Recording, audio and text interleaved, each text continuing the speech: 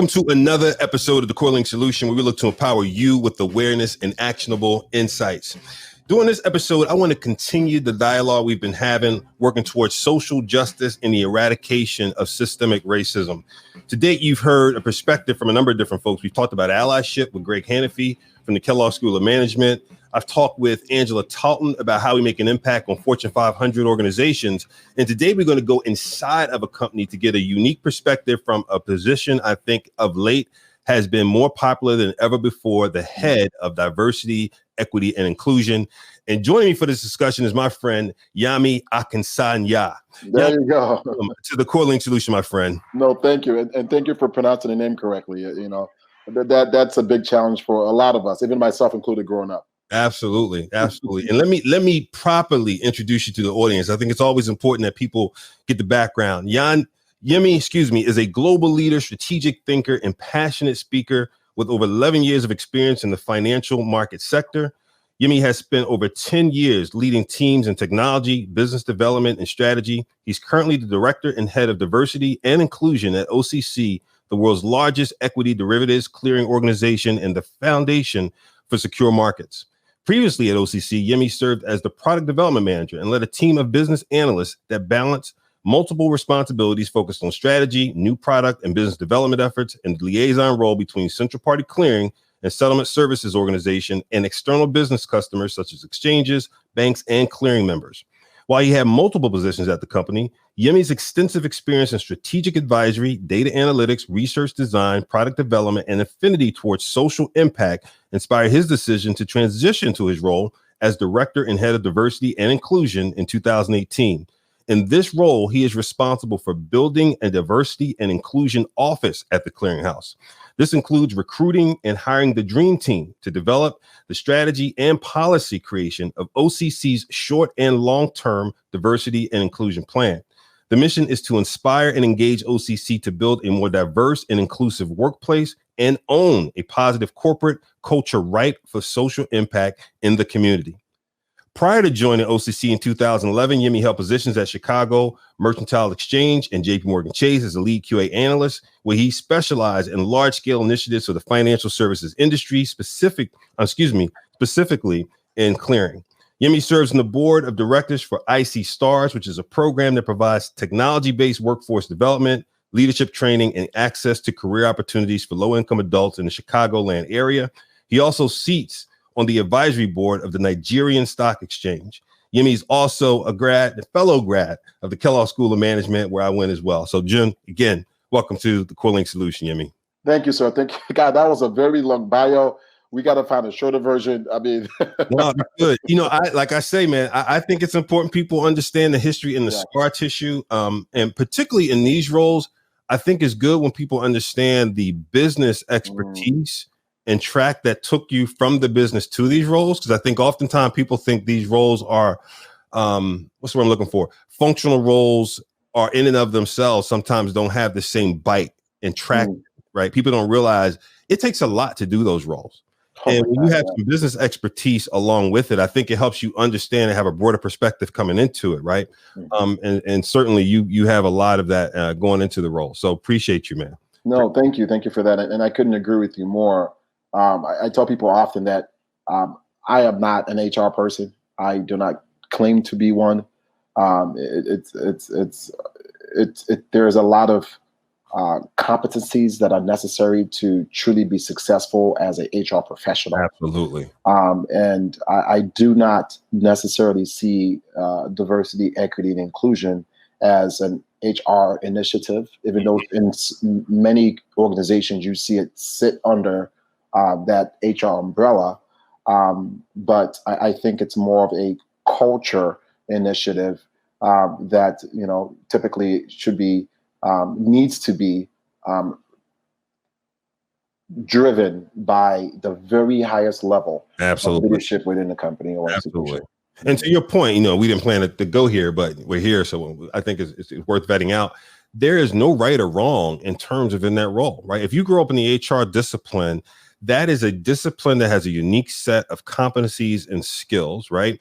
And what your gap will be, the business part and understanding how to necessarily work that part of the P&L. And you'll need a partner that helps you understand those different parts of the business. If you come from the business and transition in, you'll be more conversant initially with the business people, and you'll have to learn the competencies and skills in the HR functional part. The point is, no matter where you start, you have to form partnerships to fill in your gaps, right? And so there's no right or wrong. And I think people, as we need to understand that in this era of trying to be better at diversity, because when people talk about looking at talent, there's a phrase that's used sometimes that I think people toggle on depending on how they look at talent. Should I take the risk or not? Or should I make the investment or not?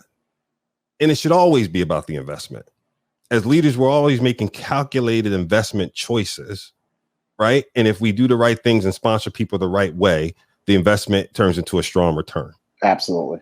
Right. So enough on that, because I can get on the soapbox on that one. Yeah, man, well said. We take the risk, right? It's not a risk. It's a calculated investment on people. Absolutely. So let's get to know Yemi a little bit better. What could you offer as a point of, fun fact or otherwise that people who think they know Yemi very well may not know? Oh man, I feel like every day, I don't get asked this question every day, first of all, but every time I think about this question, I feel like my response is different. So today, I think my response is probably similar to previous days, but I think that I sometimes come off pretty confident, or I might come off as I know, like I got it put together, like well put together, but not confident, well put together. But unbeknownst that there is a team of individuals that are behind the back scene that are working to help me keep it together, right? These individuals are my sounding boards, my therapist, right? So there are certain people that I go to on a day-to-day basis that provide the support and that helps keep me together. So I think that's one thing that I think it's probably newsflash to maybe some people who might see me from a distance or might hear about me or of me and not realize that most of the things that I've been fortunate and privileged to have been a part of or accomplish have been less about my individual skill set and talent and more about the small community that supports and drives me. So that's good. And you mentioned the words, I'm going to bring it up, therapists. When we say therapists, particularly in the Black community, I'm gonna get more specific, particularly for Black males, that's not a word that we want to mention often. How helpful has that been for you? Oh my God, it's been tremendous, and I'll try to keep it short with my story. But my introduction to therapy was not by choice. I didn't one day realize that, hey, I'd like to go get it, right? Because my understanding of therapy, like you mentioned, growing up as a Black man, was therapy was for people who had either mental problems, who had issues being, I need to go figure out why I'm like this or why I'm like that. It was typically in a connotation of you need help. Yes. There's something wrong with you. And so for me, I was in a situation at the time where, my wife at the time told me, hey, listen, we should consider getting marriage counseling. And my first initial reaction was no. Like, why would I go speak with someone and have them tell me what's wrong with us? Well, we have to give them the information to analyze, and I already have the information and I have the background.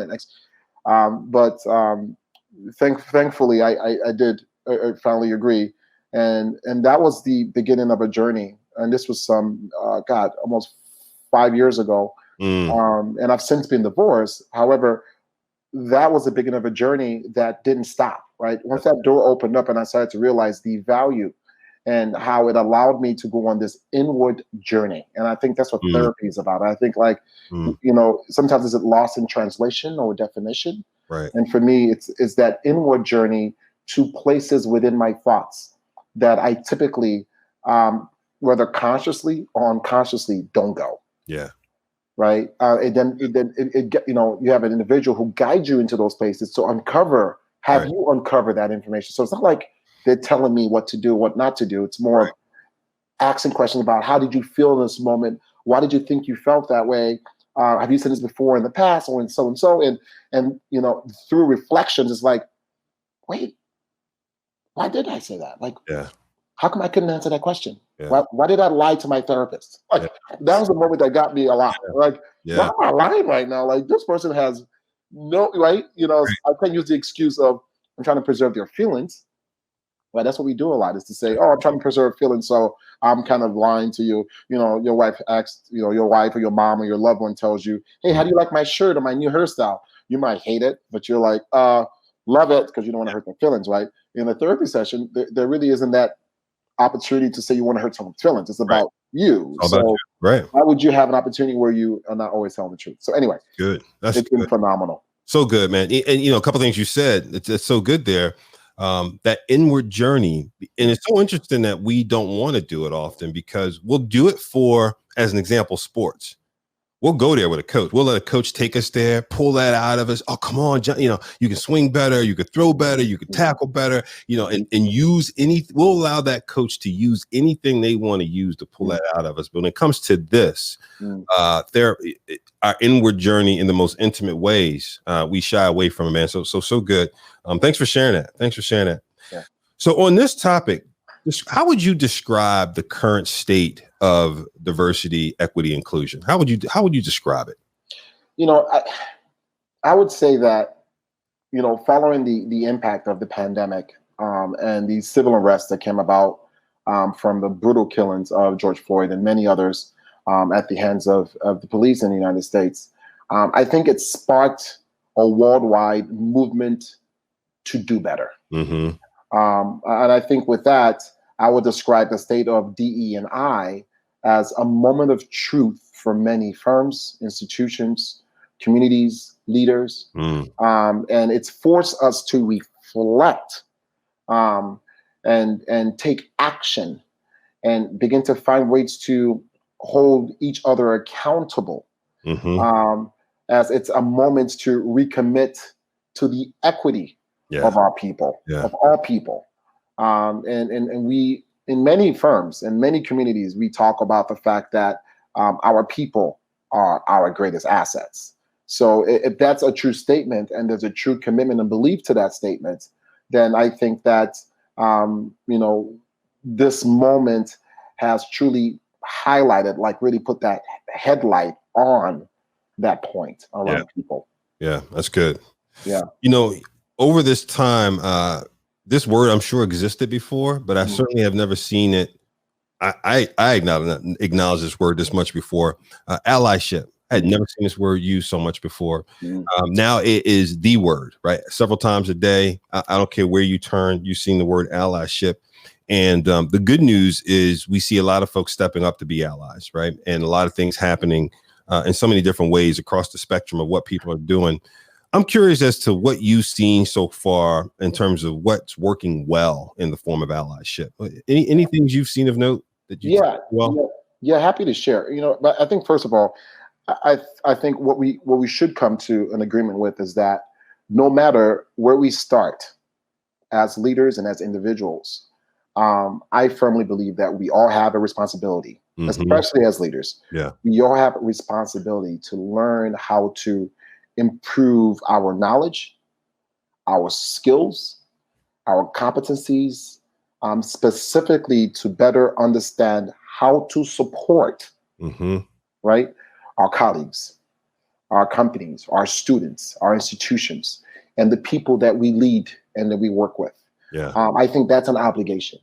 And with that being said, on the journey now towards becoming what, as you refer to, as an ally, and I think specifically as an effective ally, everyone will be starting from a different starting place. And we all have to learn that at each stage, right, at each single stage that we're going on this individual journey towards becoming an effective ally, we must understand the whys that are driving our reason for that journey.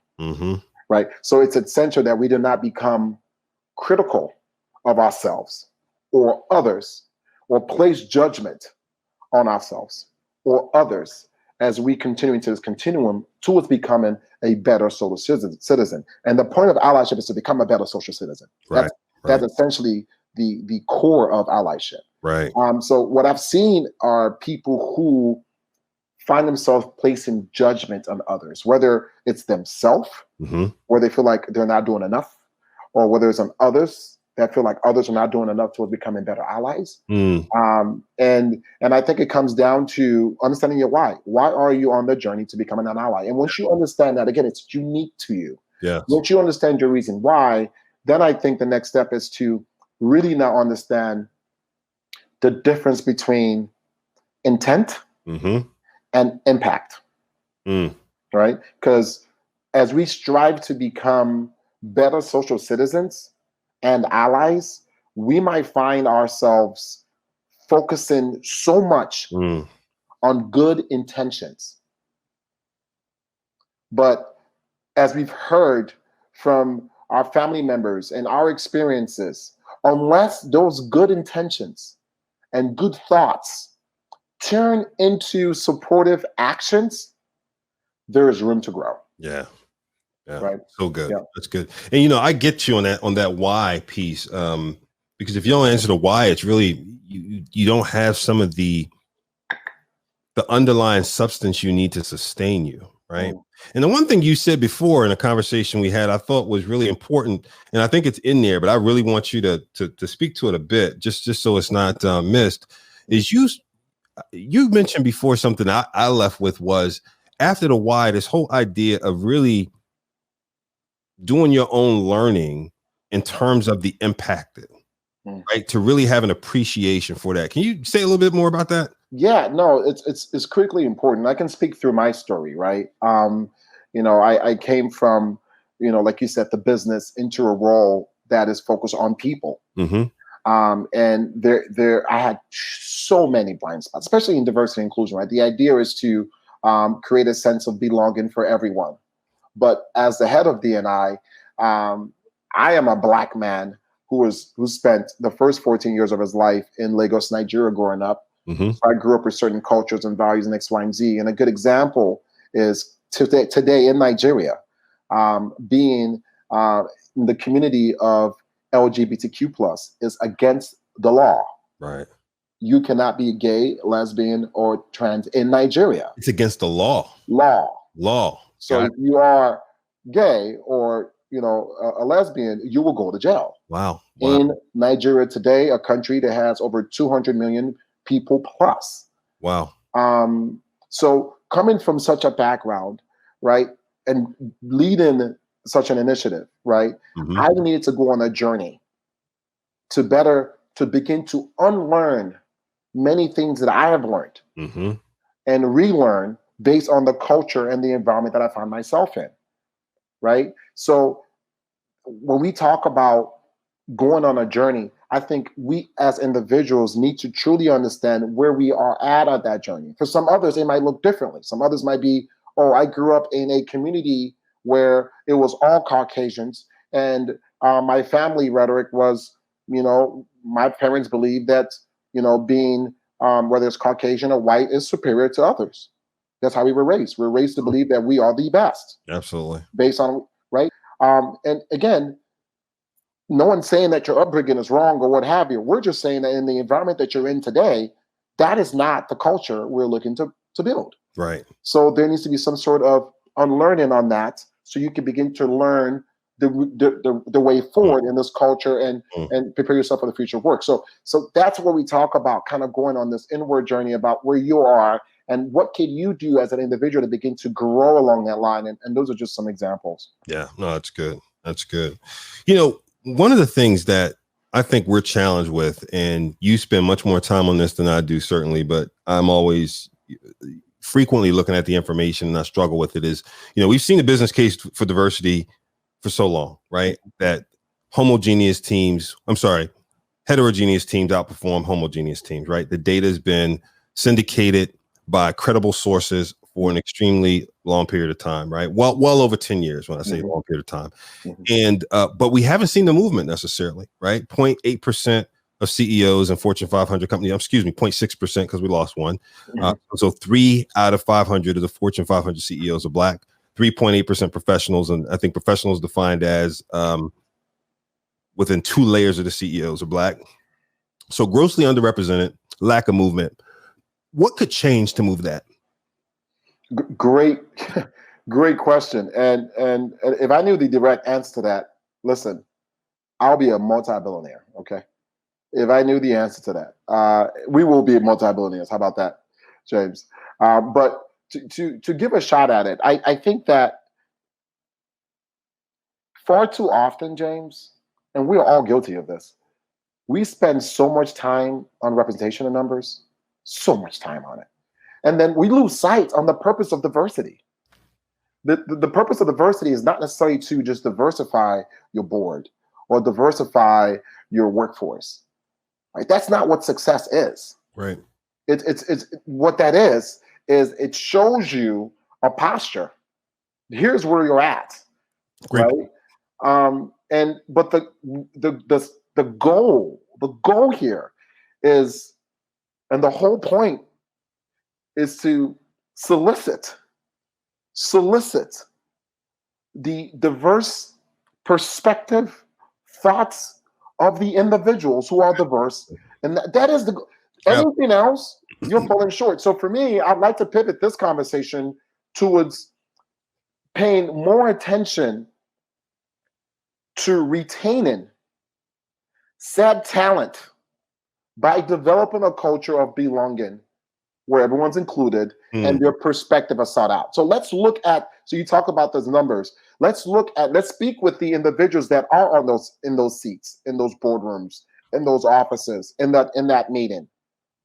Are their words, are their thoughts, are their perspective, not only are they being sought out, right, and is it being included in the decision that's being made? Right.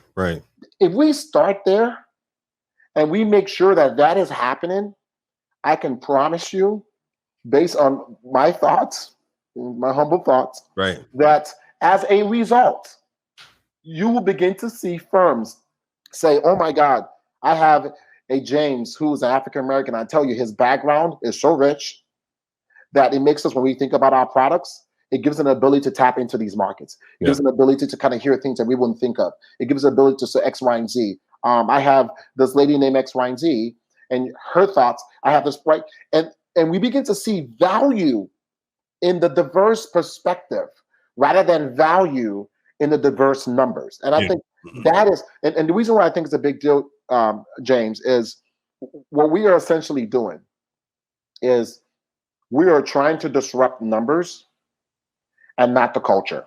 Yeah. Okay.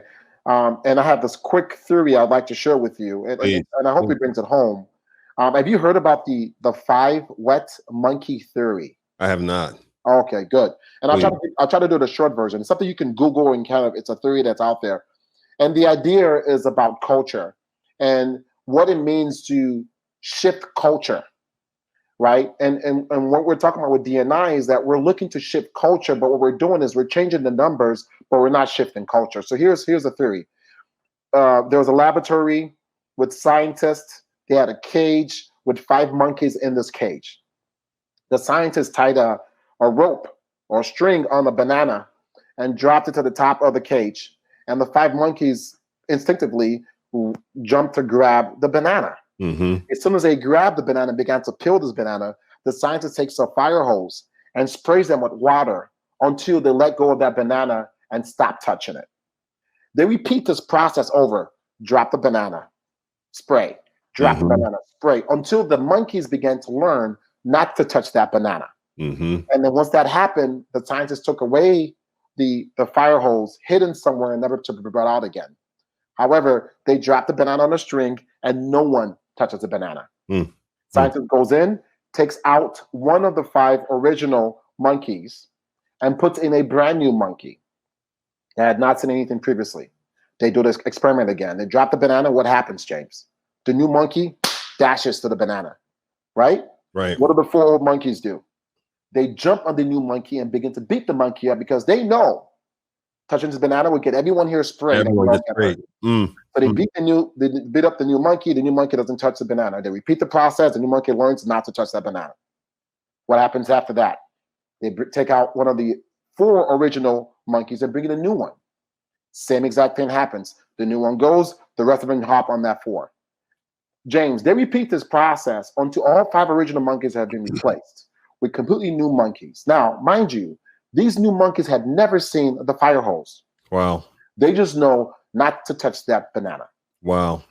Right? So that's what's happening. We're saying replace the monkey with a black monkey, replace the monkey with a Latina monkey, replace the monkey with a woman with a female or with someone from the transgender. We're replacing the monkeys, but we're not changing the culture that doesn't give voice to individuals that are on their seat. So that's how I kind of look at it. Like if we could begin to find ways to challenge the status quo, by disrupting bias, microaggression, mansplaining, discrimination, racism, restrictive policies, procedures, so on and so forth, then we truly begin to find ways to change the culture in which we find ourselves in today. So, wow. So was that a true experiment? Oh, yes. Well, I don't know if it happened in terms of reality, but I know that for a fact it's a true theory. True theory, yeah. And you can see that, right? I mean, you could totally hear, the credibility of that playing out. So here's the thing. So I'm with you on the part around the culture piece. Yeah, I'm going to hold fast to my numbers representation too, right? Only because I think we probably are, I don't think we're in disagreement. I think we probably both agree on both parts, right? Absolutely. I think diversity, we used to always say, is the ticket to the dance. Inclusion is being invited to the dance floor, right? And we still need both. To your point, is there something to be said around if we're not invited to the dance floor, we have to just walk out onto the dance floor, right? So in this cultural part, let's talk about that a little bit, right? Because what will give us, because some of this is, I'm sure, wrapped in psychological safety, right? And this tension between being invited to versus we also have to be more assertive in how we do that, and when's the right time, right? Some of it is on what we would say is capital that we've established inside a company through our performance and otherwise. Some of it could be through sponsorship that gives us some room in front of us to make us feel like we can take more risks and take chances and throw our voice out first in the pivotal meetings and such. What are your thoughts? James, help me understand what you mean by we would just walk on the dance floor and start dancing. Give me examples, right? Because I think from a theoretical perspective, I get what you're trying to say. Yeah, right. Meaning that when we talk about this cultural change and we talk about when I said it's not just to focus on numbers, it's to focus on having the voice and using those voices. Let me give you a better example. It's almost like the difference between the usage of ERGs and them not evolving to a BRG inside of a company. When I think about ERGs, again, I think about employee resource groups that are used in such a way that you can go there and it's a safe place to share your grievances, your concerns, their cultural days of, food and things like that. But BRGs are used, and when they're used well, to say, look, as we want to expand into Latino communities, we want you to help us better understand the consumers in those communities, help us inform our marketing, help us think about how the analytics play out and go through them with us as a leadership team, and be with us in co-creating strategy and looking at the results, so on and so forth, right? Level that up to the C-suite or the professional level, same thing, shared voice and co-creating and doing things versus you're just on the team and it's almost like, rubber stamp effect. You happen to be there, right? Versus you've co-created. Yeah, no, well, very good example. Thank you for that. And so for me, here's how I look at it. And again, I'm going to use the example of culture, right? And they say this all the time. That culture eats strategy for breakfast, lunch, and dinner. Absolutely. So when I hear that, we have to think about what the corporate culture is like. Let's be realistic, James. Okay. Again, it makes sense. But let's think tactically. Yeah. How will that work in a corporate culture? Right. So the way corporate culture works today, James, and you can tell us way more than I can share with you because you've been a leader for many, many decades. And that's not a shot at your age, okay? You see the thing, bro? just want to make sure I put that out there as a D&I leader. But the idea is that we know for a fact for corporations, we're talking about C-suite levels, people in your level, you look at value add. Mm-hmm. When we talk about strategy, we talk about whether you're a for-profit corporation, whether you are a private or public corporation, it's about value add, right? And value add to the bottom line. Like, so when you bring in suggestions, when you bring in anything that's time consuming, we want to tie that to our corporate objectives. Yes. Okay. And we measure that by our balance sheets. Absolutely. Okay. Absolutely. So what we have to understand is that whatever we're trying to do in a corporate culture, it has to somewhat fit into that existing mode.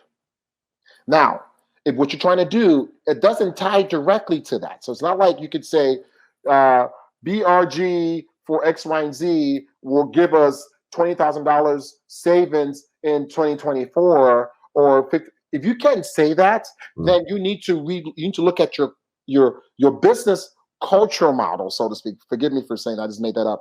You have to look at that and see, how can we shift this in a way that we could value this? Yeah, yeah. So until that happens, you're just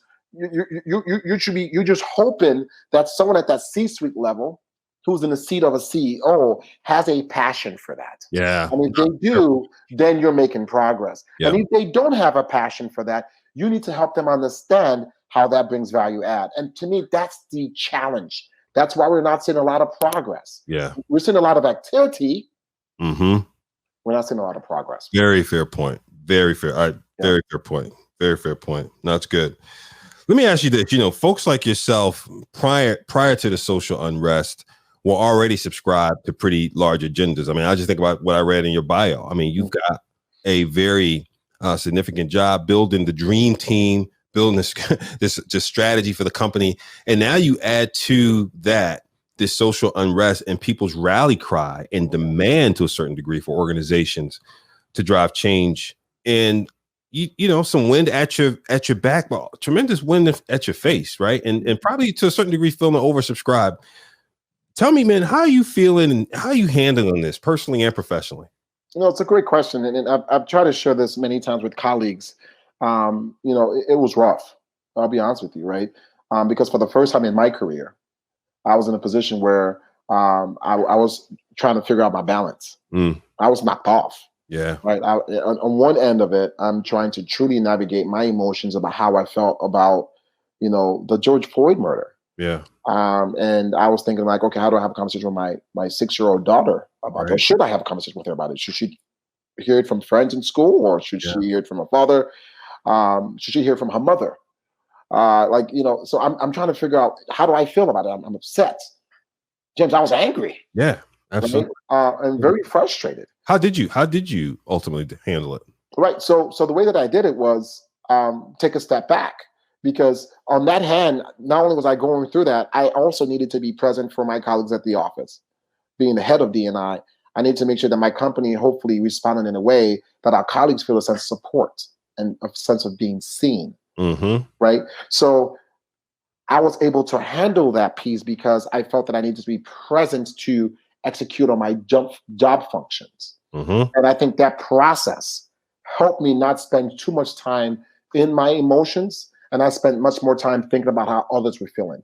Right. And that helped me in my journey, because now rather than sharing frustration, I'm listening to frustrations. Right. And it resonated deeply with me. The sense of empathy that people talk about was all that I felt. So it was inspirational in X, Y, and Z. So there isn't a science to it, James, you know this. But at the end of the day, I think that this is something that we've seen before. Yeah. This is something that we're going to see again and again and again. So with that being said, this is not me being a pessimist. I think this is me being more of an optimist, where I feel that, okay, now that it has happened in this environment, how can I take full advantage of this moment? So all our D&I stuff we've talked about doing in the past, things that were like, oh, we're not ready for it, we didn't have the budget for it, or X, Y, and Z. I tell my fellow colleagues in the D&I practice, bring that sucker back up. Let's bring it back on the table now. It's okay. Now that we, forgive me for saying this, now that we have your attention, let's revisit this. Yeah. Now, what can we push forward to make a long-lasting difference, right? The idea is not just to get things done now, but the idea is to put things in place like a vehicle that can get us to a destination that we want to get to in the next 5 to 6 to 10 years. Yeah. So can you remember how you felt literally after the first time you saw that video? Oh my God, yes. I was scared. So, so two things just happened in the 2 minutes you just talked, right? I thought about you talking about having to talk to your daughter, right? And I felt myself even just now having to fight back some tears for a second, right? And I thought about the multi dimensions that you had to process during that time, that we all have to process, dimensions of historical memories that in the moment, and then our responsibilities at one time, right? And then show up, right? Process and show up. So that was one thing that happened in those 2 minutes. And then when you said, and this will happen again, when you said that, bro, I felt like Jesus in a temple. I felt like I was about to flip this table over, man. Like, I just, no. Right. Yeah. No. Yeah. No. We have to figure out how that's no. Like, seriously. Yeah. No. Yeah. Right. Yeah. No. Yeah. No. Listen, it's. Yeah. Yeah. No. Yeah. No. Yeah. Right. That's why we're here. Yeah. That's why we're here. Yeah. So I'll move on. But yeah. It's James, before we move on, just to say this, it's you know, this is what's difficult about this conversation, is that unlike many things we're used to, this one really sits on the idea of you must be in the driver's seat to really feel it. Right? The sense, the competence is not about reading the book or hearing your friend go through this, or your spouse go through this. There's a sense of fear, James, that we have. No doubt about it. Right? No fear. doubt. No doubt about it. It's not just about the psychological safety we all talk about that many people feel every single day. This is fear for life. I think, for those listening, and I've had colleagues before say this to me. I think I was in a job when I was at Allstate, and people get think you have a title, and think you've arrived, and someone's like, oh no, these things don't happen to you, right? Not you. And I go, yeah, me. Like, just because I know, I don't wear Timberland boots as much as I used to, and I have a tailored suit, nothing's changed. Nothing materially has changed in terms of that particular interaction every day and the fear of that interaction, right? I'm not talking 10 years ago. I'm talking not 10 weeks ago. I'm talking 10 days ago. Yeah. And so it's material that people understand that, to your point, that fear is something we live with every day. Every day. And it's not when people say, well, I've had some good friends who well-meaning statements such as, well, you be careful and not trying to change the world. My response is, I don't have the convenience not to be concerned with not changing the world. Well said. Well said. We don't have the privilege at all. Yeah. I don't have the convenience not be concerned with changing the world. So let me ask you this, what advice do you give to others in similar roles, whether they've been long tenured or, breaking in? I mean, you shared your story, and I think well said in terms of how you handle it. Any advice as you've been working through this that you might impart? James, again, I hear this question a lot, and I tell you, I struggle with the answer only because, and I'm not just trying to be humble about this, but I'm a couple years in this journey. Right? I seek the advice. Yeah. I'm happy to share my findings. I'm happy to share, mistakes, opportunity for improvements. I'm happy to share best practices, things that have worked. But what I would say in an effort to try to answer the question is,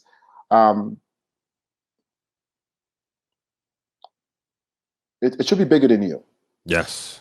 You know, I've held many positions in my life that was more about me receiving my check than it was about making a difference. Yeah. So I've moved from a role where my sleepless nights came from issues in production. Yeah. Or glitches in the system, to hearing stories from my colleagues who feel a sense of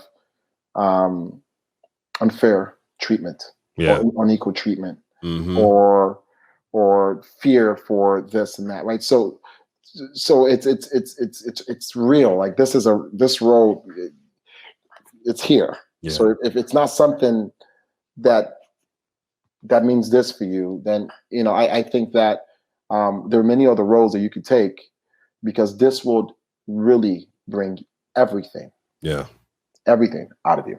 Yeah, no, that's right. Yeah. Let me wrap up with this question. One of the things that I've heard from some is, we're in this moment because of a number of different things, obviously ignited by what we all saw in that video, right? It's for so many reasons.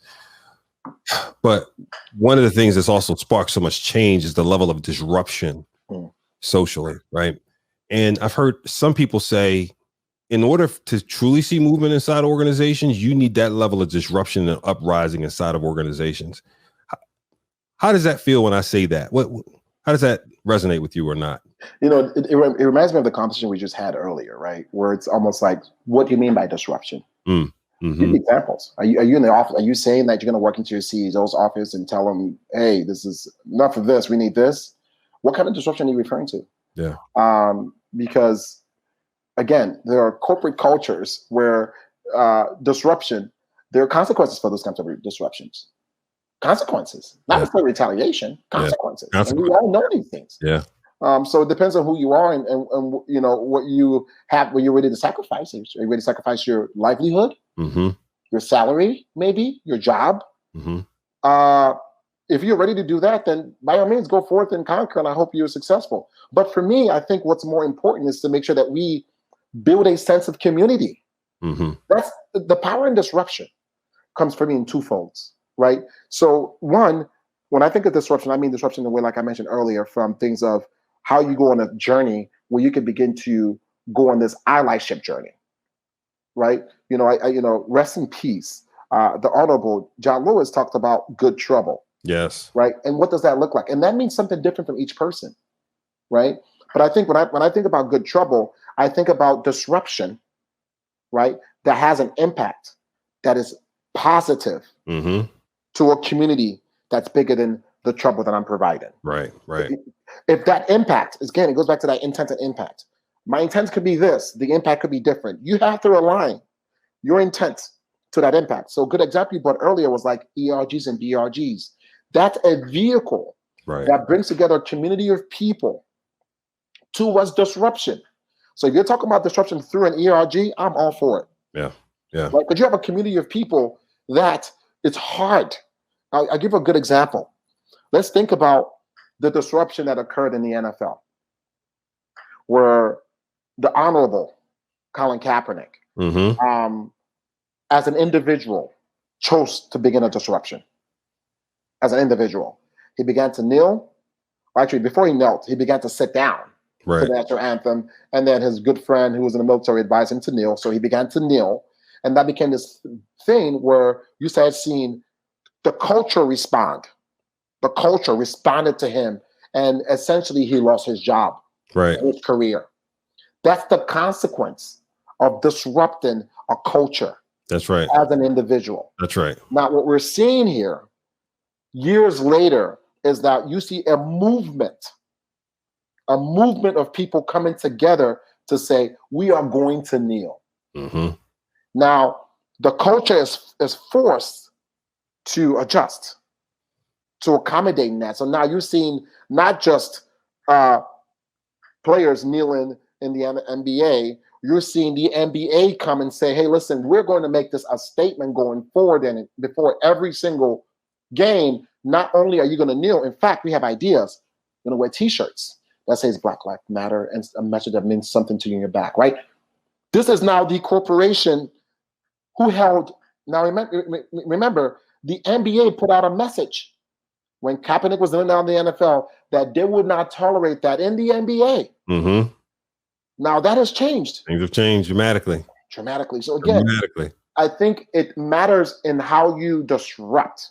Yeah. How you disrupt it as an individual. I think if you want to do that, do it more individually. Do it by calling out things like bias, calling out things like mansplaining, calling out things that you see that are discriminatory at the office, calling out policies that don't make sense to you, asking the right questions. That's how you disrupt as an individual. Yeah. Now, as a community of people, join an ERG, join an affinity network group, create one, and with that, have a collective voice, and then you can disrupt more bigger. So that's how I look at Good Trouble, not by someone trying to, I guess, be a hero and essentially, facing the consequences of good.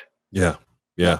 No, that's good. I hear, what I'm hearing is that, that disruption with purpose. And that's so good. That's so good. Yemi, man, I just want to thank you for sharing these nuggets and your experience, and particularly during a time like this where, again, I know you're oversubscribed. I want to recap some of the points that you hit on. The one, we didn't expect this out of your fun fact, but the one thing you talked about was, this idea of people see me and it appears I have it all together, but man, there's a team behind me. And one of those persons on my team is my therapist. And that helps me keep my head straight. And look, guys, I send out the success thought of the day, right? And I've been doing that for 20 years now, because if we don't have our thoughts right, nothing else is right, right? Our actions are followed by our thoughts. And that's so commendable. And again, for particularly within the Black community where we don't, as Black men, tend to want to do that. I encourage people to do that. Absolutely. Secondly, that each of us, to be committed to this journey towards social justice, need to focus on our why. Why are we doing this? Let the why guide the actions, and particularly for allies, when you start, right? Be focused on your why and getting your why identified, because that's going to give you the wind to sustain your journey. Yemi followed that up with the intent and the impact, right? So knowing your intent that you want to have and be monitoring for the impact. And to me, it's like I'm sure this is what you meant, like any other business objective. What are the goals so we can measure it, right? That which is not measured, we can't expect outcomes for. Absolutely. 4, and it's such a good conversation we had, and thank you for pushing back, man, this culture of belonging. So we talked about diversity and inclusion, right? I was talking about the initial metrics of diversity, which sometimes we phrase as having a ticket to the dance, and inclusion, being invited to the dance floor. And Yemi talked about this culture of belonging, right? So being aligned, I'm going to say being aligned to the current culture and being able to participate in that culture, right? And one of the things to consider there is how you help shape, mold, and be a part of evolving that culture, because cultures can evolve over time, but you need to be filling that out and being cognizant of what is today, where you want to go, and what part, how you can participate. I love this 5 wet monkey theory that you shared, man, and what happens there, because to your point, the initial monkeys that were sprayed, they had real evidence and experience, but the ones, once they were worked out, were reacting to something that was secondary, even at some point tertiary, right? As people kept getting cycled out and being prohibited from getting to what was their goal, right? What was good for them. So we can learn a lot from that story. And last but not least, disruption with a purpose, right? Really being focused on trying to have change, but being disruptive with a purpose, man. So thank you, Yemi. Appreciate you. No, my pleasure. And if I could just add one more thing to that, please. I look at it like disruption with a purpose and community. And community. I think that's the key part here, right? It's not that we could do it alone. I think that we need to find a sense of community of people who are passionate about that same purpose, align, and then together, I think we can bring real change. Love it. Yeah. Yemi, thank you so much for participating. You've been a part of the Coordinating Solution. Guys, as you know, we love to make sure that you are aware, that you have actionable insight, and that you are empowered. These are our thoughts, but as always, please add your thoughts. You can, on any platform that you're listening or watching, please add in the comments, and I'll be sure to respond to you. As always, be aware, be accountable, be empowered. See you next time.